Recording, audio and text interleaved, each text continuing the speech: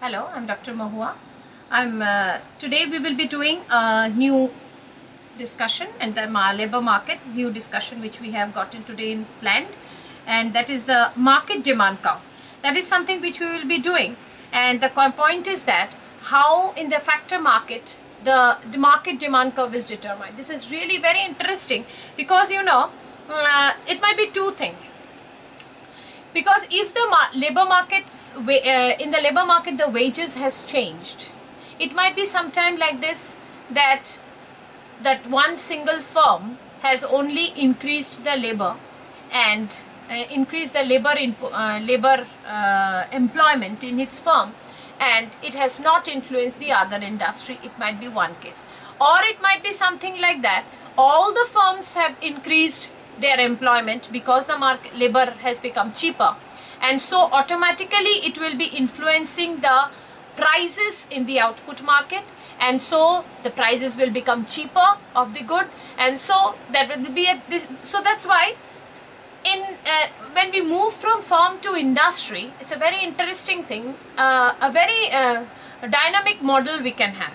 We can have either a simple case in which that one particular firm will be increasing employment, and in other case it might be also something like that all the firms have increased their employment, and so automatically the output has increased, and when the output has increased totally for the all the industry, and we have assumed, suppose if it is a perfectly competitive market, then it will be something that all the output production has increased, and when the production has increased, so automatically the prices of the good has to be lowered. So this is something which will be very these are the two options which might happen. So when industry consider the demand, there are two things which has to, we are discussing the firm and industry in the labor market. As we know, firm is a single one, industry is the combination of number of firms. So that's why when we consider the industry, we have to be very keen to know whether all the firms in the industry is reacting to the changes in the wages, or because if all the firms are reacting to the changes, then automatically there will be a shift in the demand curve, and if it is something like this, because the output prices will be declined because all the firms will be increasing labor employment, and so output will increase, and so the prices of the output will decrease. So this one will be automatically influencing the output market with the industries employing more cheaper labor. So this is something which has to be seen very in a step 1 and step 2 way. Generally it has been discussed. So the demand curve for labor, say if we go into this simple case, we find that the demand curve of the labor in a competitive market in which it is in 15 it is employing this much of labor. But as the wage rate falls, from 15 to 10 rupees. Now the point is this: with the more employment of the labor, the output has also increased, so the product price will also decrease. So this is one thing, product prices of firm. So the firm's demand curve also shifts to the MRP L2. So this is generally a case which happens when for the entire firm there is, firstly this one was the demand, but with the product with the wages being declined to 15 to 10 rupees, so automatically what will happen, the total output has doubled or it has increased, and with the increase in the output the price has fallen, and so the marginal revenue productivity curve also shifts downward. So this is something which happens, and thus the firm's demand curve. But industry's demand curve is shown over this in this case. So it might be in the industry's demand curve, if wage declines, other firms not hiring labor, our firm, and there can be two cases, that if the wage has declined, as I was telling, from 15 rupees to 10, it might be something that your firm has increased your employment. Your firm, I mean that one particular firm, has suppose increased their employment of the labor, and so it will not influence in the total output market in that extent.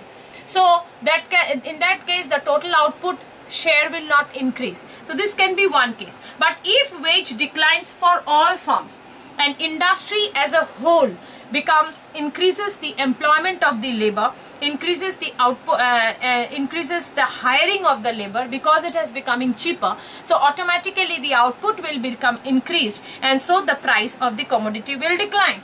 So this is something which has been shown, and it will become relatively less elastic, so it will be inelastic. So this one was the original demand curve in which it was increasing its employment with the fall in the labor market. But the question is that when the output has increased with the more labor market been entering into by more output, by paying less to the labor, your output has increased, and so that's why with an increase in the output the price has fallen down. So that's why your MRPL curve will shift, and this one will become much less elastic.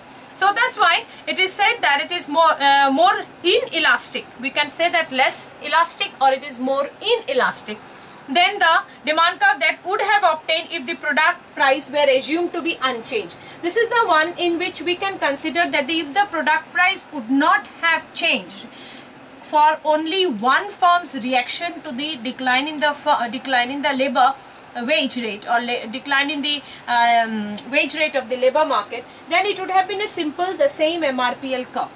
But if all the firms would have reacted, with the decline in the wages, then it would have automatically make a shift in the demand curve, and by which the prices of the commodity will also decline in this case, because the output has also increased by manifold. But it is difficult to predict the change in price in response to the change in the wage. This is very interesting. Even if we say that with this wage fall, there can be two cases. In one case, it can be something that the only one firm has reacted, and so it has not affected the price in the output market. Or it can be another case that all the firms together have reacted in increasing the employment of the labor, and as the increases in the employment of the labor, the output has expanded, and automatically it has slipped down the price towards the lower level. These are the two extremes which might happen.